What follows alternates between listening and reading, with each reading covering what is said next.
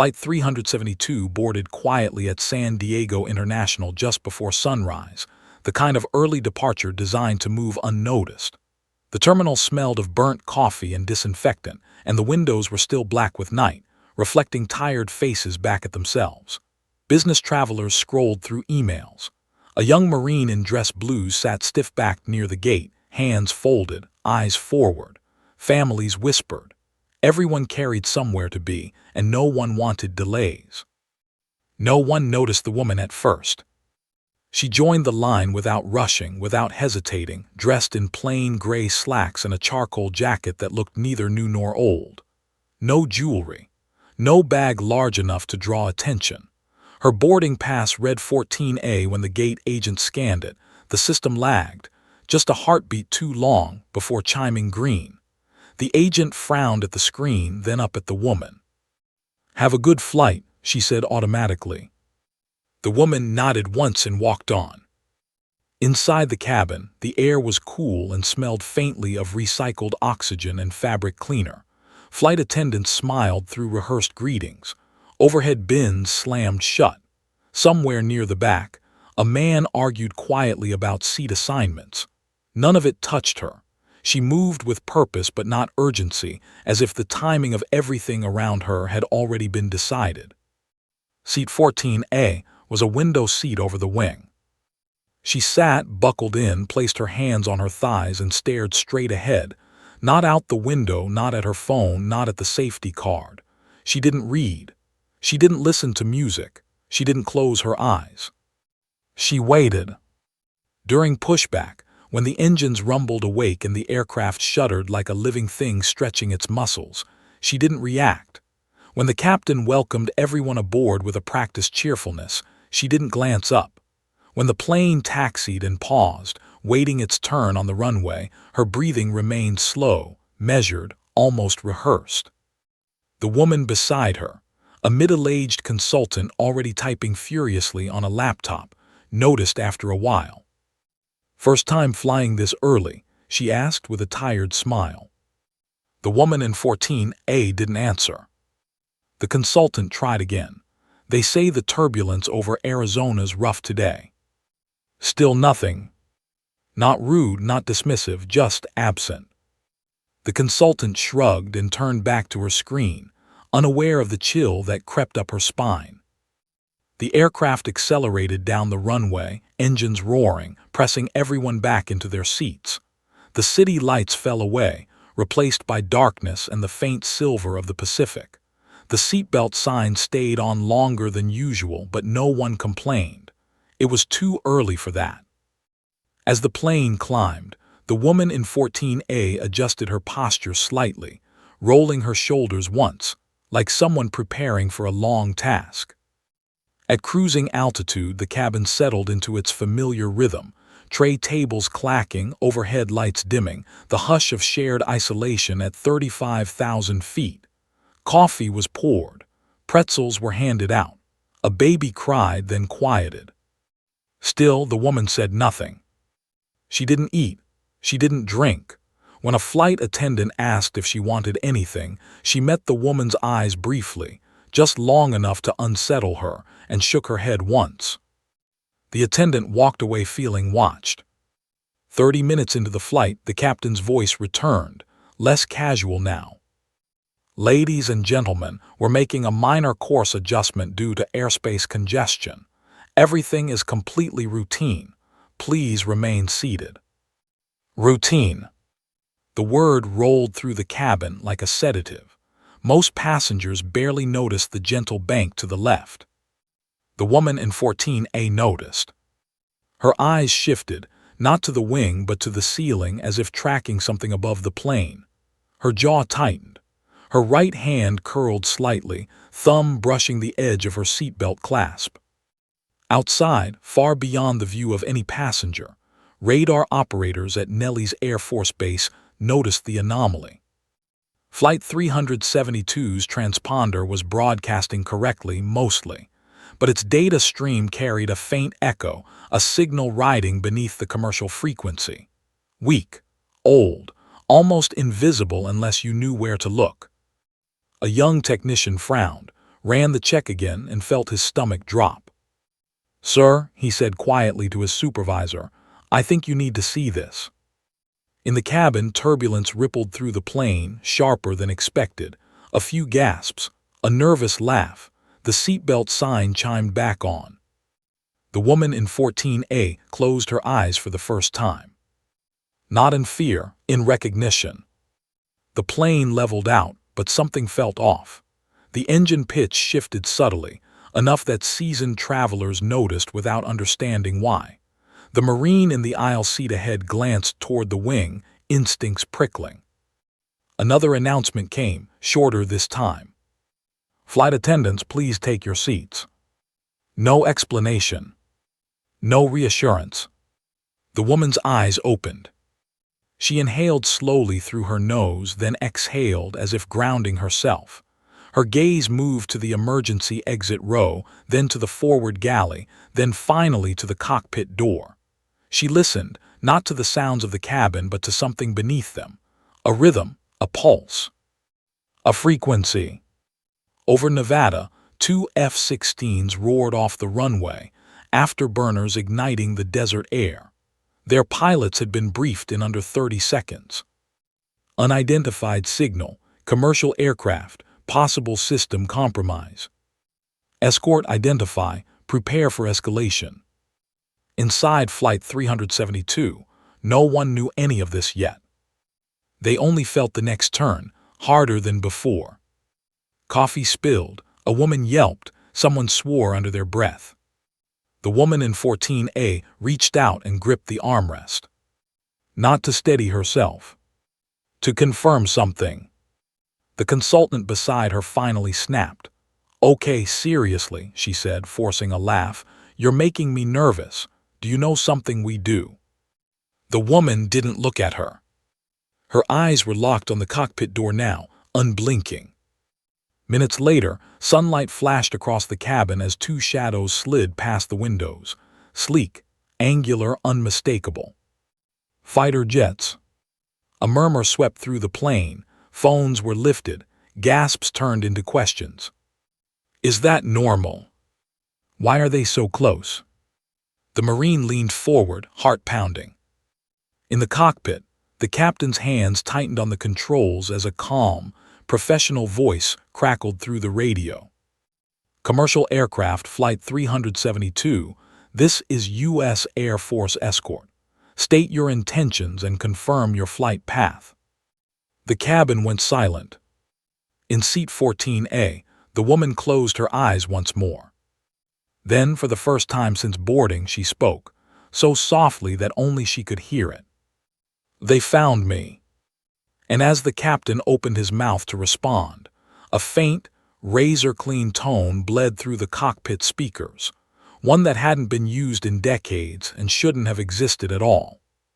The woman's fingers tightened, because that signal meant only one thing. Phantom was active. The first thing the passengers noticed was the silence. Not the absence of sound, the engine still hummed, air still whispered through vents, but the kind of silence that pressed inward, tightening chests and sharpening instincts. Conversations died mid-sentence. Phones hovered, forgotten, in raised hands. Even the baby several rows back stopped crying as if sensing the shift. Outside the windows, the two F-16s slid into perfect formation, one off the left wing, the other slightly higher and back. Close enough that their markings were clear. Close enough to feel intentional.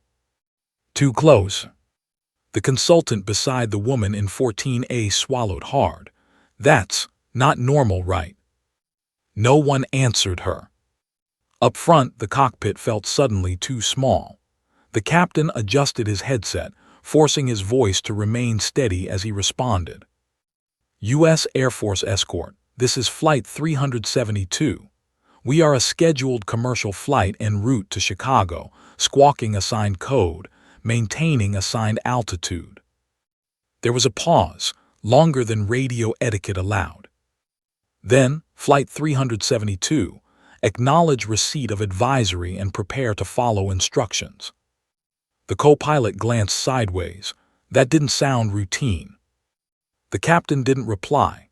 His eyes were on the instruments, on the navigation display that now showed a faint deviation, small enough to explain away, but persistent, like the plane was being gently nudged by an invisible hand.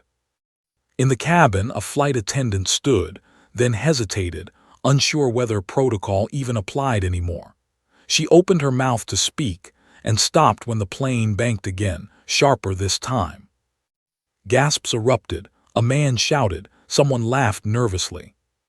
The woman in 14A finally turned her head toward the window.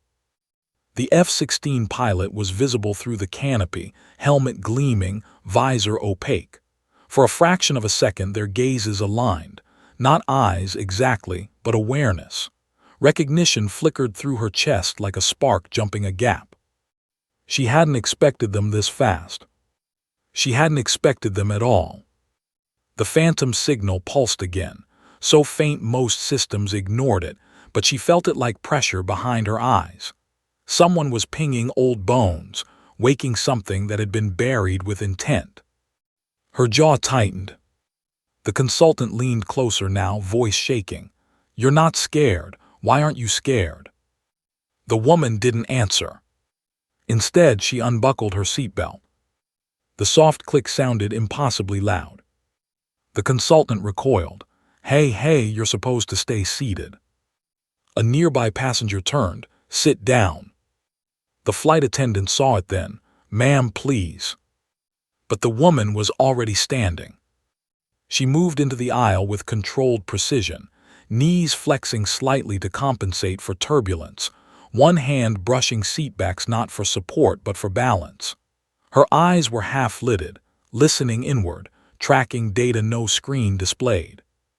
The flight attendant stepped in front of her, palms raised.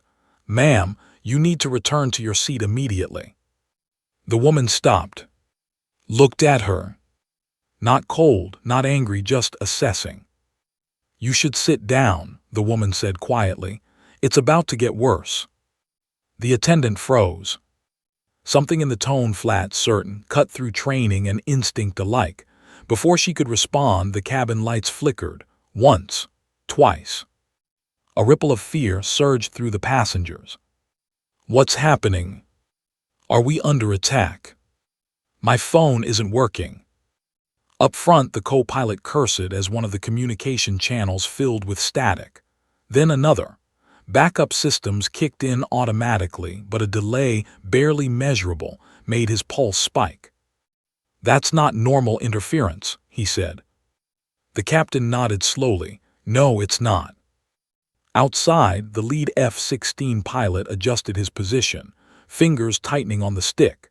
His HUD flashed a familiar but impossible identifier, one he hadn't seen outside of classified training simulations. Phantom Ghost status. His throat went dry. "Control," he said carefully, confirming anomaly matches legacy profile. A crackle, then a response stripped of all warmth. "Confirmed, maintain escort, await further authentication." Authentication. The word echoed through layers of memory, briefings held behind locked doors, warnings framed as hypotheticals, programs that officially never existed. Inside the cabin, the woman resumed walking, passing rows of staring faces. Fear followed her like a wake. Some passengers shrank away. Others watched her with strange hope, as if she were moving toward the danger instead of away from it. The Marine stood halfway out of his seat, instinct screaming. "Ma'am," he said, voice firm but respectful, "you need to stop." She paused again. Met his eyes. "You're trained," she said softly. "You know when to stay put and when to clear the way." His breath caught. She hadn't asked, she hadn't ordered. But he stepped aside. She continued forward. In the cockpit, warning chimes began to layer, minor, manageable, but multiplying. The captain's knuckles whitened as he fought the urge to disengage autopilot prematurely. Then the phantom signal spiked. A clean tone cut through the static, sharp, precise, deliberate. The co-pilot went pale. That frequency isn't civilian. The captain's heart thudded. It's not military either. The cockpit door vibrated, once, not from impact but from pressure, like something resonating through the airframe itself. In the cabin, the woman reached the door and placed her palm flat against it. The locking mechanism clicked. Unlocked. The captain spun around. Who the hell? The door slid open. The woman stepped inside. For a moment, no one spoke. She took in the cockpit in a single glance. Instrument layout, readouts, the subtle inconsistencies between what the systems reported and what they felt. Her shoulders squared, as if slipping into a long-abandoned posture. "This aircraft is being probed," she said calmly. "Not hijacked, not yet." The captain stared. "Ma'am, you need to." She looked at him and spoke his name. Not just his name, his call sign from 20 years earlier, the base he trained at, the incident report that had never been declassified. The color drained from his face. The co-pilot whispered, "How do you know that?" She didn't answer him. "I need the controls," she said, "now." Outside, the F-16 pilot listened as his receiver picked up a voice. Female, steady, unmistakably clear. Phantom Actual requesting status check. His breath stopped. "Copy Phantom Actual," he replied, disbelief creeping into his tone. "We thought you were gone." In the cabin, passengers felt the plane level slightly, as if responding to an unseen hand. The woman settled into the co-pilot's seat with practiced ease.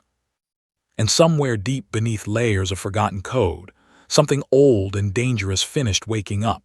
The cockpit smelled of recycled air, coffee, and fear.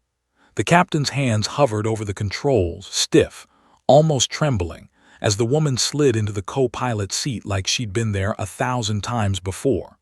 Her movements were fluid, deliberate, each adjustment minimal yet precise, as if the plane itself expected her.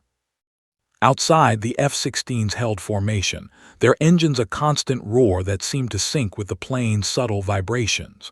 The lead pilot's visor reflected the sunlight in a harsh glare, but he didn't flinch.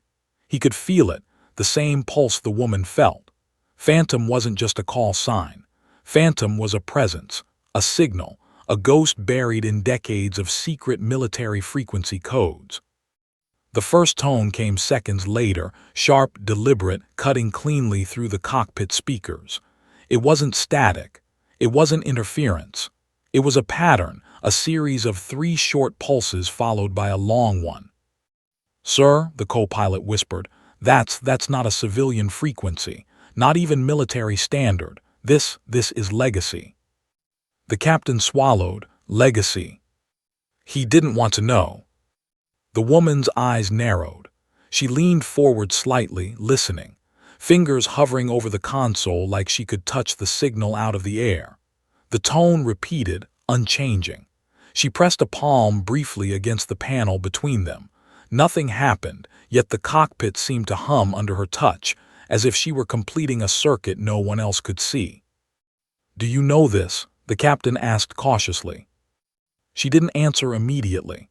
Her gaze slid to the radar display, then back to the captain, assessing, not him exactly, but his reactions. "It's a phantom signal," she said finally, voice low, steady. "It shouldn't exist, and yet it's alive." The co-pilot's jaw dropped. "Alive?" "Yes," she said. "Someone running an old program. It's probing, testing, watching." Her eyes met theirs both. "And it's looking for me." A tremor ran through the plane, subtle but undeniable.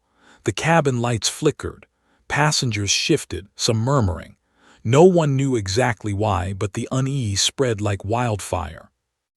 Outside, the F-16 pilots felt it too. The lead pilot's hand hovered over the radio. He had been briefed for every kind of interception, but not this. A non-existent frequency tied to a program that was supposed to have been decommissioned decades ago. They had been told Phantom was gone, decommissioned, a memory. Yet here it was, breathing through the airwaves like smoke. "Control," the lead pilot said, voice low, almost reverent. "We're picking up the Phantom signal. It's active. I repeat, active." Static crackled in response. Acknowledged. Maintain formation. Stand by for verification. Inside the cockpit, the woman's hand hovered over the throttle. The plane shifted slightly, responding to subtle adjustments she made, though her movements were invisible to anyone watching. The captain watched her warily, heart hammering. You know how to manage this." She nodded slightly. "I am this." The co-pilot stared. "Excuse me." She glanced at him like he'd just spoken nonsense. "Phantom is me, and the signal is a beacon. Something old has been reactivated. They're testing protocols, looking for a response, and now they have it." The cockpit door rattled briefly, not from any external force but from the vibration of the signal itself. The co-pilot's hand instinctively moved to the sidearm tucked under his seat. He stopped. That was irrational. The plane was commercial, yet something deep inside told him it was. A warning tone chimed faintly on the radar, a blip moving in tandem with their course. Too precise, too deliberate, not a storm, not another aircraft, something else. She leaned back slightly, eyes narrowing. "They're close, closer than they should be, not the F-16s, someone else." The captain's stomach dropped. "Who?" Her voice was calm, too calm. "I don't know yet, but they're here." On the wing, the F-16 pilot adjusted his position, scanning the horizon. No sign of incoming threats, but his instruments were whispering secrets the human eye could never catch. The pulse in the radar matched the rhythm the woman described. In the cabin, the tension thickened. Passengers fidgeted. Phones were lifted again, cameras raised. Some whispered about terrorism, others about mechanical failure. Nobody realized the magnitude of what was happening. The plane itself was a target, not the passengers, not the cargo, the plane. The woman's hands danced over the controls in tiny, precise movements. Every adjustment she made corrected anomalies almost imperceptible to the captain, who was struggling to keep up. The co-pilot could barely breathe. "Ma'am," he started. "Do not speak," she said softly. "Listen." A tone sounded again, this time through the cabin speakers. Faint, almost musical but unmistakable, 3 short pulses, 1 long. "Phantom is confirming my presence," she said. "They know I'm here, they always do." The captain swallowed hard. "Do you mean?" "Yes," she cut in. "The program, the signal, it only responds to me. That's why they're coming." The F-16s outside tightened formation, picking up the faint secondary signal she had just described. The pilots exchanged glances over their HUDs. That frequency, no active human should be able to broadcast it. Only Phantom, only her. A ripple of dread passed through the cabin. Somewhere above the desert, a legacy protocol had awakened, and it knew exactly who was on board. The co-pilot's hand shook slightly as he adjusted the autopilot. This is impossible. I've read about this Phantom. It was retired, classified, not even acknowledged publicly." She didn't answer. Her eyes were fixed on the radar screen. One blip, moving in tandem with Flight 372, but not the F-16s. Something else, something watching. "Are they attacking us?" the captain whispered. She turned slowly toward him. Her eyes were sharp, almost predatory. "Not yet, but they want escalation, and if they get it." She trailed off. No one needed her to finish the sentence. The plane jolted as the autopilot compensated for a sudden shift in altitude. Outside, the F-16s adjusted instinctively, but the lead pilot noticed something impossible. The anomaly wasn't a drone, a missile, or any known aircraft. Its radar signature didn't exist in any database. "Control," the lead pilot said, voice tight. "I don't think this is human." Inside Flight 372, the passengers began to panic, unaware of what exactly they were up against. The baby started crying again. A man shouted. A woman clutched a neck pillow to her chest like armor. The woman in 14A finally stood fully, her posture stiffening. She moved toward the cockpit door. The flight attendant rushed forward instinctively. "Ma'am, you can't." But she didn't stop. She reached the cockpit, placed her hand flat against the panel beside the door. A soft click resonated through the cabin. Unlocked. The passengers froze. The captain's eyes widened. "How?" She leaned in. "They don't expect this," she said simply. And then, for the first time in 12 hours, she spoke to the aircraft itself. "Let's wake them." Outside, somewhere in the sky, the phantom signal pulsed again, sharper, brighter, unmistakable. It was alive. It was aware. And it had found its host. The F-16 pilots felt it first as a shiver through their instruments. The blip on the radar synchronized perfectly with the plane, and one pilot muttered, almost to himself, "Phantom is real." Inside the cabin, the passengers had no idea what had just been unleashed. But one thing was certain: Flight 372 was no longer a commercial flight. Not in the eyes of the sky, not in the eyes of the signal. And the woman in 14A, silent all flight, had finally begun to speak. The cockpit smelled of metal and ozone, engines humming low like a coiled beast. Flight 372 leveled off at 35,000 feet, but the tension inside the cabin made it feel like every second stretched into minutes. The woman in 14A, now firmly seated in the co-pilot's chair, sat upright, eyes scanning the instruments as though reading secrets no one else could see. The captain's hands trembled slightly on the yoke, knuckles white. She turned her head slowly toward him. "You need to listen carefully," she said. Her voice was calm, authoritative, carrying a weight that instantly silenced the minor panic in the cabin. I don't know what you do," she interrupted. "I know your file, Lieutenant Commander Hayes, every mission you've flown in the last 12 years, your security clearance, your last physical. I even know the incident report you were told to forget." Hayes froze, the color drained from his face. How do you?" She didn't answer. She just pressed a fingertip to the console, causing a subtle vibration that traveled through the plane. Instruments flickered. Overhead lights dimmed for a fraction of a second. It was a warning, subtle but unmistakable. "The Phantom program was buried," she said, her tone low, almost reverent. "Erased from the books, removed from logs, scrubbed from all official records. But they didn't know you could still trigger me, and they didn't know I could still respond." Hayes swallowed hard, staring at her. "They who?" She leaned back slightly, eyes narrowing. "The ones who wanted me gone, the ones who triggered the test, the ones who think they can control legacy systems from a desk in a classified office somewhere." The plane jolted slightly as the autopilot corrected a minute drift. Outside, the F-16 shifted formation, fingers tight on the triggers in case of escalation. I thought Phantom was decommissioned," Hayes said, voice shaky. "Completely shut down after Black Ridge. Officially, it never existed." "It never officially existed," she agreed. "But programs like mine never fully disappear. We adapt. We survive. And when someone probes, when someone tries to wake the ghost answers." A faint tone pulsed through the cockpit speakers. 3 short bursts, one long, clean, precise, immune to interference. "They're confirming me," she said softly. Her fingers hovered over the yoke as she made imperceptible adjustments. "And they know I'm here. This is not a drill." Hayes exhaled sharply. "So you're saying you're Phantom?" She didn't answer immediately.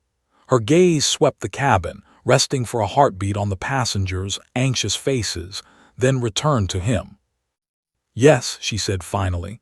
"Phantom is not a plane, it's a person, a system, an operator, a failsafe designed to respond when commercial and military systems fail. And right now," she paused, voice tight with a weight she hadn't yet shared, "right now we are all failing their expectations." The co-pilot swallowed hard. "But why this flight? Why now?" She shook her head. "They wanted to see if the legacy protocols still worked, if the triggers I respond to are still functional. They never expected me to be on this plane, They never expected me to be alive. Hayes's mind reeled. Alive. Yes, she repeated. Phantom doesn't retire, you die first. The co-pilot blinked, struggling to process the calm certainty in her tone. You mean? She interrupted him, voice firm. If they escalate, Flight 372 becomes a message, not a test, a warning, and I will respond accordingly. Outside, the F-16 pilots watched the commercial aircraft as if it were suddenly alive. The lead pilot's HUD flickered. An unidentified signature had appeared, moving, subtle, intangible, something that shouldn't exist. Control, the lead pilot murmured, fingers tightening on the stick. That blip, it's not a plane, not a drone, not any active aircraft in our database. Static crackled in reply. Maintain escort, verification in progress. Inside the cabin, a ripple of fear moved through the passengers. Phones were raised again, some pressed to foreheads, others capturing images. Nobody understood what they were looking at, only that something had changed. The plane was no longer just a flight. It was a vessel moving through invisible danger. The woman glanced at the captain again. I need full access, she said. Her hands hovered over the controls. Systems override, manual inputs, autopilot adjustments. Hayes hesitated. Ma'am, we can't just. I am Phantom, she interrupted again. This is my protocol, trust me. He swallowed. His training, instincts, and fear warred in his mind. But the subtle shifts in the aircraft told him she was right. The plane itself seemed to respond under her hands, the instruments aligning, stabilizing, correcting anomalies that had been invisible to him until now. Then another pulse. The signal grew sharper, louder, but still only she could interpret its meaning. They're probing our defenses, she murmured. They're not attacking yet, but they're testing, and if they escalate, they will not warn us. The co-pilot swallowed hard. So what do we do? She glanced at him. We survive, that's all. Hayes's mind flashed to classified briefings he had long since tried to forget, the protocols, the drills, the what-if scenarios he had been briefed on but never seen executed. The name Phantom had always been theoretical. Now it was flesh and blood sitting beside him, and it knew him. He swallowed. Why me? Her eyes softened for a fraction of a second. Because you were always part of this. You triggered me. The protocols recognized your authority, your clearance, your history. I respond to you. And now they will too. The cockpit door rattled. Not a mechanical failure, but a vibration synchronized with the pulsing signal. Hayes flinched. The co-pilot tensed. The woman leaned slightly forward, pressing a hand against the control panel. They're here, she said quietly. Outside, the lead F-16 pilot's HUD highlighted an anomaly. Something moving in tandem with Flight 372, mimicking its movements subtly, almost like a shadow. They're not human, the pilot whispered. Inside the cabin, passengers murmured, eyes glued to the windows. Something about the tension in the air made everyone instinctively aware that this flight was no longer ordinary. The woman's hand hovered over the throttle. Her eyes flicked to the radar, then to Hayes, then back to the instruments. I need to take control fully, she said. It's the only way to protect this plane. Hayes's chest tightened. Ma'am, you're not a civilian, you can't just. I am Phantom, she said, voice cold and final. And Flight 372 is my responsibility. The plane shuddered again. A pulse through the airframe, almost imperceptible, resonated through every seat back. The F-16s shifted. The anomaly blipped, mimicking their course. Hayes swallowed again. He understood now. She wasn't just controlling the plane. She was interacting with the signal, with the system, with something older than anyone alive in the room. The co-pilot whispered under his breath, trembling. What are we dealing with? The woman leaned back slightly, eyes scanning both the instruments and the sky outside. Something that shouldn't exist, something legacy, something dangerous, something they thought was gone forever. And then, just as the cabin seemed to exhale collectively, she pressed her hand flat against the yoke. "Let's wake them," she said softly. A second later, a new tone cut through the cockpit speakers, sharper, brighter, a pattern repeating perfectly. The F-16 pilots outside saw it instantly, a subtle distortion, like a ripple through the sky itself. "Phantom, it's real," one murmured, barely audible. And inside Flight 372, the passengers didn't know that their flight had just crossed a line from ordinary into the extraordinary. Because now the game had truly begun. The cabin of Flight 372 was tense but eerily quiet, each passenger sensing something beyond their comprehension.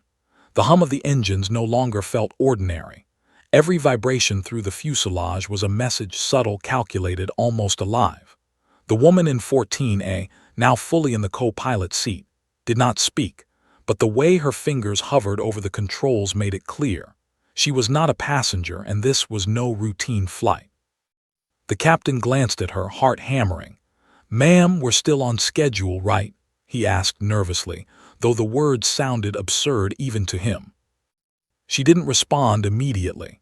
Her gaze flicked to the radar screen, then to the navigation display, noting minor anomalies the pilots had missed, the aircraft's subtle drift, the electronic pulses layered beneath standard communication channels, the almost imperceptible interference in the cockpit systems.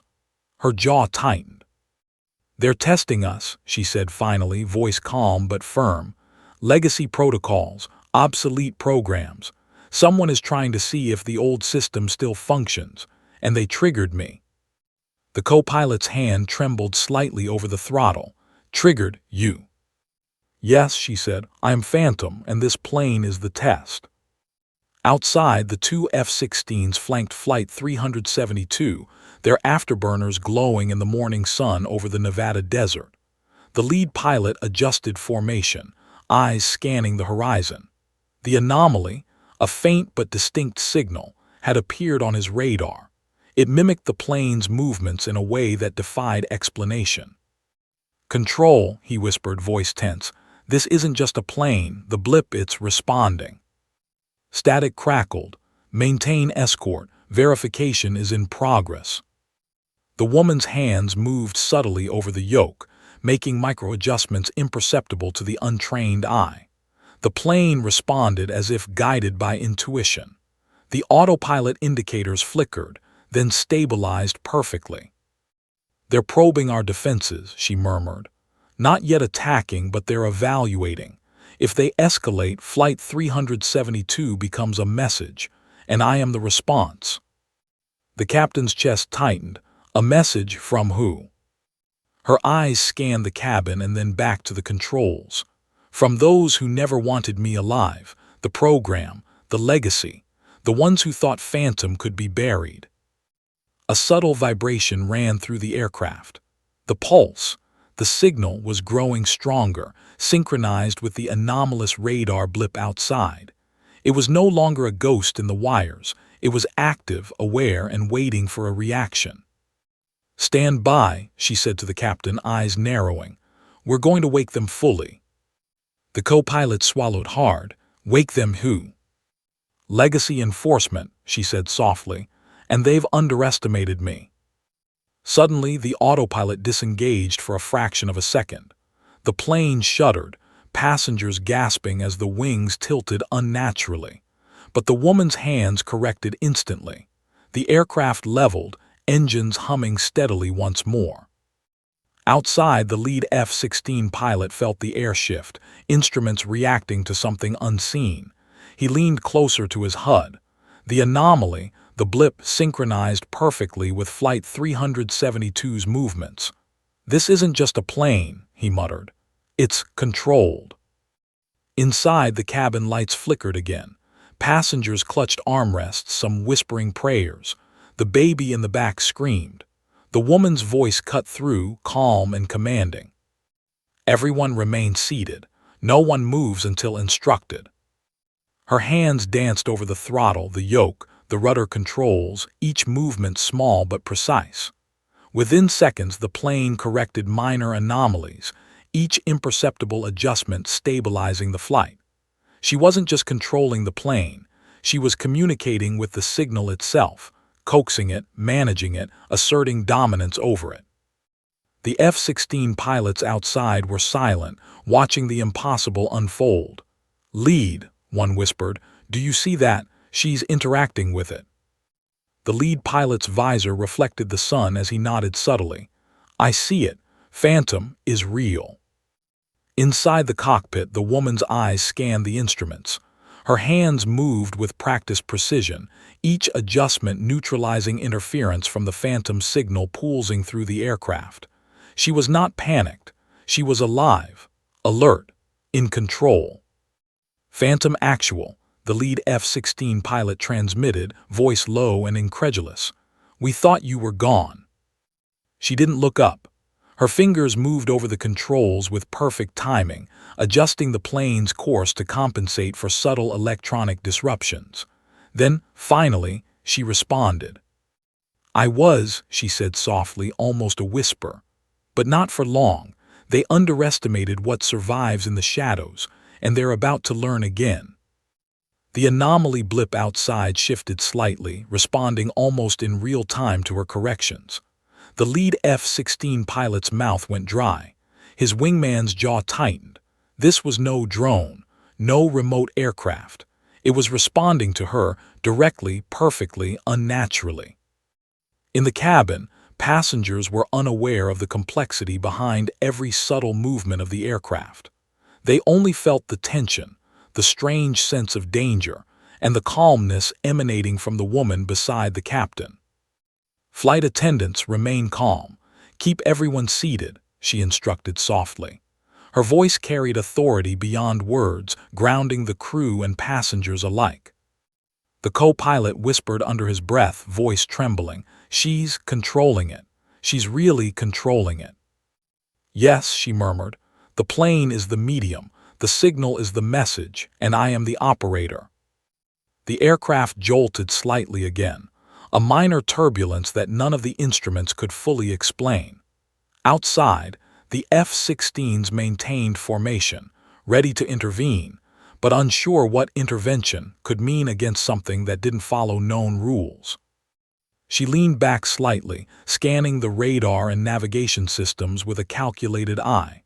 Her lips pressed together, thinking, calculating. Then she spoke, voice calm but firm. "They're not human, not fully, not anymore. The system they've activated, it thinks in legacy code, not logic. It will escalate if we show weakness." The captain's voice shook. "We were under attack." "No," she corrected. "Not yet. They are testing me, evaluating. But if I fail, Flight 372 is collateral, and the signal it learns from mistakes." A faint pulse ran through the plane again, synchronized with the mysterious blip outside. The co-pilot noticed it on the backup instruments, too subtle to recognize at first, but undeniable once observed. "They're watching," she said simply, "and they will continue until I respond fully." Her hands moved with machine-like precision over the yoke and throttles. Micro-adjustments, subtle control inputs, rapid sequences of corrections that stabilized every anomaly. Flight 372 leveled perfectly despite the unseen disturbances. The F-16 pilots were speechless. She's doing it," one whispered. "She's controlling it." "Phantom is awake," the lead pilot said, voice low, reverent. "We're witnessing an operational ghost." The woman glanced at Hayes, her expression unreadable. "This is only the beginning," she said quietly. Suddenly, the autopilot flashed red momentarily, a minor warning but enough to make the captain flinch. She reacted instantly, adjusting the yoke, throttles, and rudder simultaneously, and the warning cleared. "Did you see that?" Hayes whispered. "Yes," she replied, almost distractedly. "They wanted to test my reflexes, to see if I was truly active. Now they know Phantom survives." Outside, the blip moved again, synchronizing perfectly with Flight 372's path. It wasn't just following.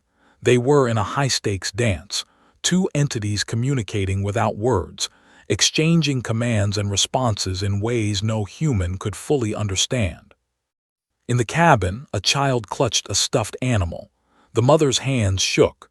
Nobody knew what was happening, but everyone could feel it, something extraordinary, dangerous, and alive. The woman's fingers tightened on the controls. "We are not done," she said. "The Phantom has awakened, and now they will see the consequences of misjudging it." Outside, the F-16 pilots exchanged uneasy glances. The signal had not only been acknowledged, it had been mastered. And inside Flight 372, a silent woman, now the most powerful entity in the sky, was finally in full control. The Nevada desert stretched endlessly beneath Flight 372, a quilt of rust-colored earth and dry riverbeds glowing under the rising sun. At 35,000 feet, the world below looked calm, indifferent. Inside the aircraft, nothing felt calm at all. The woman, Phantom, sat motionless now, hands resting lightly on the controls, eyes fixed forward. The systems had stabilized, but the signal hadn't disappeared. It lingered, patient, intelligent, watching. Captain Hayes finally broke the silence. His voice was low, careful, like one wrong word might shatter whatever fragile balance she had created. "You said they're not human," he said. "Not fully. What does that mean?" She exhaled slowly. For the first time since entering the cockpit, her expression changed, not fear but something heavier: memory. "The Phantom program wasn't just aviation," she said. "It was adaptation. When autonomous systems started outperforming pilots, command worried about one thing they couldn't code: judgment under moral pressure. So they tried to build a bridge. Human instincts fused with machine precision." The co-pilot stared. "You mean augmented pilots?" She shook her head. "No, operators, interfaces. I wasn't flying planes, I was flying systems. Satellites, drones, airspace itself." Hayes felt a chill crawl up his spine. "And the signal?" "That's what's left of the system," she replied. "After they shut us down, they didn't delete everything. Too dangerous. They buried it, isolated it, let it run in the dark. And now someone has reactivated a fragment." The Phantom signal pulsed again, slightly stronger this time. "They wanted to see if the human component was gone," she continued. "If the system could operate without me. But legacy code doesn't evolve well alone. It needs context, judgment, me." Outside, the F-16s adjusted formation as the commercial jet drifted toward restricted airspace. Warning markers lit up across the pilots' HUDs. "Flight 372 is approaching classified boundary," the lead pilot said into his mic. "We need instructions." The response from command came after a pause that was just a second too long. "Maintain escort. Do not engage. Await further authorization." Inside the cockpit, Phantom heard the hesitation beneath the words. "They're scared," she said quietly. "Good." Hayes frowned. "Good." "Yes," she said. "Fear makes them cautious, and caution keeps this plane alive." The co-pilot glanced at the navigation display. "If we cross into restricted airspace." "They'll have to choose," Phantom finished. "Break protocol or escalate." The cabin shuddered as the aircraft adjusted altitude slightly on its own. No input from the pilots. Hayes stiffened. "That wasn't us." Phantom's fingers lifted from the controls. "That was the system. It's asserting influence." A warning tone chimed, soft, almost polite. The signal had begun negotiating. In the cabin, flight attendants moved through the aisle, voices calm but tight, reminding passengers to remain seated. Phones were still raised, though signals dropped in and out. Some passengers cried quietly. Others stared out the windows at the fighter jets packing them like silent predators. A retired engineer near the wing leaned closer to the glass. "Those jets aren't escorting us," he murmured to his wife. "They're guarding us." Back in the cockpit, Phantom leaned forward again, eyes narrowing. "They're pushing," she said, trying to see how much control they have. The co-pilot swallowed. Can they take the plane? She shook her head. Not without me, but they can destabilize, force mistakes, panic. Hayes clenched his jaw. Then what's the plan? For a moment, she didn't answer. Then she did something unexpected. She removed her hands from the controls completely. The aircraft held steady. The signal pulsed, confused now uncertain. I'm showing them restraint, she said, teaching it that escalation isn't rewarded. Outside the anomaly on the F-16s, radar faltered, its perfect synchronization slipping for the first time. The lead pilot noticed immediately. Control, he said, surprised. The anomaly is degrading. Static crackled. Explain. Phantom is disengaging, he said slowly, but the aircraft remained stable. In the cockpit, Hayes stared at her. You're letting it think you're vulnerable.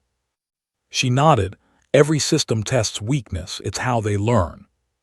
The signal surged sharp, aggressive. The plane dropped 50 feet in a heartbeat. Screams erupted in the cabin. Oxygen masks fell halfway, then stopped. Hayes grabbed the yoke instinctively, but Phantom was already moving. Her hands snapped back into place, fingers flying. She didn't fight the system. She flowed with it, redirecting energy, rerouting authority, pulling control back not by force, but by permission. Easy, she murmured, easy. The aircraft leveled. The signal stuttered. Outside, the F-16 pilots watched the commercial jet recover with impossible smoothness. No civilian pilot could do that, one muttered. Because she's not flying the plane, the lead pilot replied. She's flying the airspace. Inside, Phantom's breathing slowed. That was their escalation, she said, and their mistake. Hayes felt his heart pounding. Why? Because now, she said, eyes hard, I'm authorized. The co-pilot frowned. Authorized by who? She met his gaze. By the system itself. She reached up and toggled a switch that wasn't labeled on any public diagram. The cockpit lights dimmed. A new display bloomed across the center console, minimalist, stark, unmistakably non-commercial. Phantom interface active. Hayes sucked in a breath. That shouldn't exist. It doesn't, she said, officially. The signal changed instantly, its pulses slowing, aligning, syncing. She spoke not into the radio, but into the air. Legacy node, she said calmly, identify. For a terrifying second, nothing happened. Then a response, textual, visual, unmistakable. Node status, degraded. Human interface, confirmed. Authority accepted. The co-pilot whispered, my God. Phantom didn't smile. You were alone too long, she said softly, almost kindly. That's why you're unstable. The signal softened. Outside, the anomaly faded from radar entirely. The F-16 pilots exhaled in unison. Control, the lead pilot said, awe in his voice. The anomaly is gone. I repeat, gone. Static then, copy, maintain escort. Inside the cabin, the screaming subsided. Passengers looked around, confused, shaken, but alive. Oxygen masks retracted. The engines hummed steady once more. Hayes slumped slightly in his seat. Is it over? Phantom's eyes stayed on the interface. No, she said, now it's listening. She closed the interface with a flick of her finger. The cockpit returned to normal, too normal. They know I'm still here, she continued. And now they know they can't control me without consequences. The co-pilot hesitated. What happens when we land? A shadow crossed her face. That's when the real decisions start, she said. Outside, the desert gave way to distant mountains as Flight 372 adjusted course, away from restricted airspace, back toward civilian skies. But far above them, deep within dormant networks and forgotten servers, something ancient had been reminded of its purpose. And it would not forget again. The sky ahead looked deceptively calm. Flight 372 cruised smoothly now, engine steady, wings level, the chaos of minutes earlier reduced to whispers and shaken breaths. From the cabin, it might have seemed like the worst was over. Another strange incident that would become an anecdote, a delay, a story told later with nervous laughter. In the cockpit, no one believed that for a second. Phantom sat still, eyes forward, posture rigid. The Phantom interface was gone from the screens, buried again beneath layers of civilian software, but she could still feel it, like a heartbeat beneath skin. Listening, waiting. Captain Hayes flexed his hand slowly, grounding himself. "Command just rerouted us," he said, reading the update. "They want us to divert south before resuming course, says it's weather-related." Phantom's lips pressed into a thin line. "That's a lie," she said calmly. The co-pilot glanced at her. "Then what is it?" "They're buying time," she replied, trying to decide how much they're willing to admit. Outside, the F-16s adjusted again, drifting slightly farther out, no longer aggressive, no longer defensive, watchful. The lead pilot felt the shift in posture from command as clearly as if it had been spoken aloud. They don't know what to do with her, he thought. The Phantom signal pulsed faintly once more, not hostile, not probing, curious. Phantom noticed instantly. "It's adapting," she murmured. Hayes felt a chill. "I thought you stabilized it."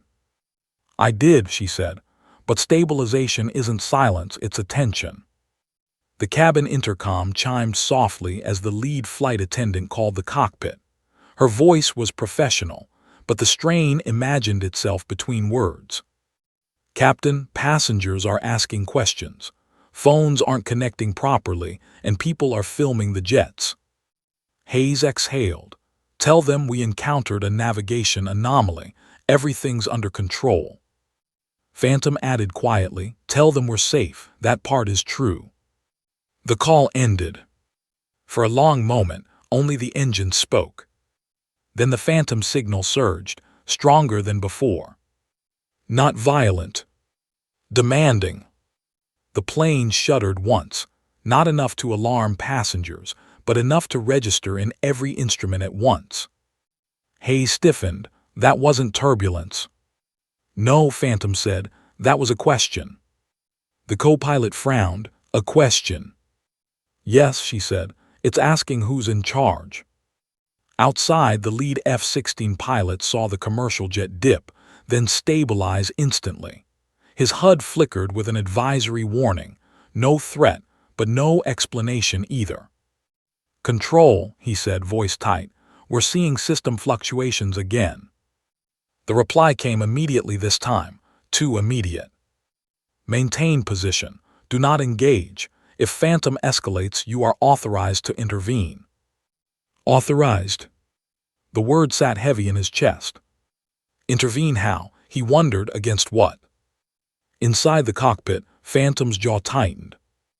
"They've issued a conditional override," she said flatly. "They're giving the jets permission to act if they decide I'm the threat." Hayes stared at her. "Are you?" She didn't answer right away. The Phantom signal pulsed again, longer this time, resonating through the airframe like a deep breath. "I could be," she said finally, "if I choose to be." The co-pilot's mouth went dry. "Choose." Phantom turned to face them fully for the first time. There was no menace in her eyes, only resolve. "The system recognizes me as authority," she said. "If I assert full control, I can lock this airspace down, override escorts, shut out command, fly this plane wherever I want." Hayes felt his pulse spike. "You could hijack us." "Yes," she said simply, "and no one could stop me without catastrophic escalation." Silence swallowed the cockpit. "And the other option?" Hayes asked quietly. Phantom looked forward again, out through the glass, toward the vast openness of the desert sky. "I release control," she said. "Fully, permanently, I disappear again. The system reverts to autonomous fragments, unstable but obedient. They'll bury it deeper this time, and they'll hunt for me." The signal pulsed, agitated now, as if reacting to her thoughts. "They built me as a failsafe," she continued. "Not a weapon, but failsafes only matter when someone chooses to use them." The plane shuddered again, harder this time. In the cabin, passengers cried out. Overhead bins rattled. A man shouted for someone to pray. "Oxygen masks," the co-pilot warned. "Not yet," Phantom said, hands already moving. The signal surged violently, no longer a question. A challenge. Altitude dropped rapidly, 200 feet in seconds. Outside, the F-16 pilots reacted instantly, breaking formation, alarms flaring. "Control, the aircraft is losing altitude." "Stand by, do not engage." Inside the cockpit, Hayes fought instinct. "Pull up." "No," Phantom snapped, not angry but absolute. "Let it fall." Hayes froze. She took the controls fully now, not with force but with authority. Her movements were precise, fluid, almost graceful, guiding the descent just short of danger. The Phantom interface flickered back to life on its own. Phantom interface, priority claim DATCTD. The system was choosing. The signal roared through the airframe, every instrument screaming at once. Passengers screamed as masks dropped, yellow cups bouncing wildly. The co-pilot clutched his harness. "We're losing it." "No," Phantom said, eyes blazing. "I am." She spoke, not into the radio, not into the interface, but into the signal itself. "Enough." The word wasn't loud. It didn't need to be. The signal froze. Then silence. Total, impossible silence. The plane stopped falling. Engines roared as Phantom pulled them back, leveling Flight 372 with inches to spare. Outside, the F-16 pilots watched in disbelief as every warning vanished at once. "What just happened?" one whispered. The lead pilot stared at his HUD, clear, clean, empty. "She took command," he said quietly, "and then she let go." Inside the cockpit, Phantom's hands shook for the first time. The Phantom interface faded, dissolving back into nothing. The signal did not return. Hayes sucked in a ragged breath. You shut it down." She nodded slowly. "I severed myself." The co-pilot stared. "Is that even possible?" "For now," she said. Outside, Command's voice crackled in the lead F-16 pilot's headset. Tight, controlled, shaken. "Escort report status." The pilot hesitated, then answered truthfully. "Aircraft stabilized. No hostile signals. Phantom disengaged." A long pause followed. "Understood," Command finally said. "Maintain escort until landing." In the cabin, the plane steadied. Passengers clung to one another, crying, laughing, shaking. No one knew how close they'd come to catastrophe, only that they were still alive. Phantom closed her eyes briefly. She had made her choice. She hadn't taken power. She'd given it up. But as Flight 372 continued toward its destination, unseen and unnoticed, deep within forgotten systems and sealed archives, something stirred. Not Phantom. Not yet. But the memory of her. And memories, once awakened, had a way of refusing to stay buried. Flight 372 touched down just after noon, its wheels meeting the runway with a solid, grounding thud that sent a collective breath through the cabin. Applause broke out, uneven at first, then swelling, desperate, emotional. Some passengers cried openly. Others bowed their heads, whispering thanks to God, fate, or nothing at all. They were alive. From the outside, it looked like an ordinary arrival, another commercial jet rolling toward the terminal under clear skies. But flanking the aircraft until the last possible second were two F-16, their presence impossible to ignore. Airport workers stopped what they were doing. Phones were raised.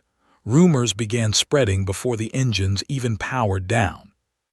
Inside the cockpit, Captain Hayes sat frozen for several seconds after shutdown, hands still resting on the controls as if letting go might undo everything that had just happened. The co-pilot removed his headset slowly, like a man afraid of sudden movement. Behind them, the cockpit door stood closed. Phantom was already gone. She hadn't said goodbye. She hadn't needed to. The moment the aircraft turned off the runway, while procedures and checklists filled the pilot's attention, she had stood, nodded once, almost imperceptibly, and slipped out. No alarm sounded. No system reacted. It was as if the plane itself had decided not to remember her. By the time the aircraft reached the gate, she no longer existed aboard Flight 372. Passengers disembarked into a wall of confusion, uniformed security, airline supervisors, airport police. People were asked to stay calm, to answer questions, to surrender phones temporarily. Some complied, others refused. Videos had already been uploaded. The internet was faster than any containment plan. Fighter jets, sudden drops, oxygen masks, a woman walking into the cockpit. Stories contradicted each other wildly. She saved us. She hijacked the plane. She wasn't real. Captain Hayes was escorted into a private room before he could even step into the terminal. A man in a dark suit waited there, no insignia, no name badge, just eyes that had already seen everything. "Captain," the man said calmly, "we'll need a full debrief." Hayes nodded slowly. "I already filed one." The man smiled thinly. "This one won't be written." Hours later, the official statement was released. Flight 372 experienced a temporary navigation system anomaly caused by atmospheric interference. The aircraft landed safely. No further details are available. No mention of F-16. No mention of a phantom signal. No mention of the woman. But not everything could be erased. In the cockpit, maintenance crews performing routine inspections found something unusual. Etched faintly, almost invisibly, into the metal beneath the co-pilot's console was a single word, carved with deliberate precision. "Phantom active." The marking was photographed, logged, and quietly removed. Too late. The image leaked. Within 24 hours, Phantom was trending across platforms. Aviation forums lit up. Former pilots spoke cautiously about rumors they'd been told never to confirm. Retired engineers argued over whether such a system was even possible. And somewhere in the chaos, a classified audio clip surfaced. It was short, clean, undeniable. A female voice, calm and steady. Legacy node stabilized, human override disengaged, system integrity restored. Then silence. Officials denied its authenticity. They denied everything. But the world had heard it. Miles away, in a quiet desert town that didn't appear on most maps, a woman walked into a roadside diner just before sunset. Dust clung to her shoes. Her gray jacket was gone, replaced by a simple flannel. To anyone watching, she was just another traveler passing through. She ordered coffee, black. The waitress poured it without comment. Outside, an old television mounted above the counter played muted news footage of Flight 372 on the runway, flanked by fighter jets. A headline scrolled beneath it. "Mystery woman in cockpit. Officials deny claims." The woman didn't look up. She stirred her coffee once slowly. In her pocket, a burner phone vibrated. One message. "System status." She typed a reply with her thumb. "Stable for now." She hesitated, then added a second line. "Don't try again." She powered the phone off and slid it back into her pocket. Outside, the sky burned orange as the sun dipped low, painting the desert in shadows and fire.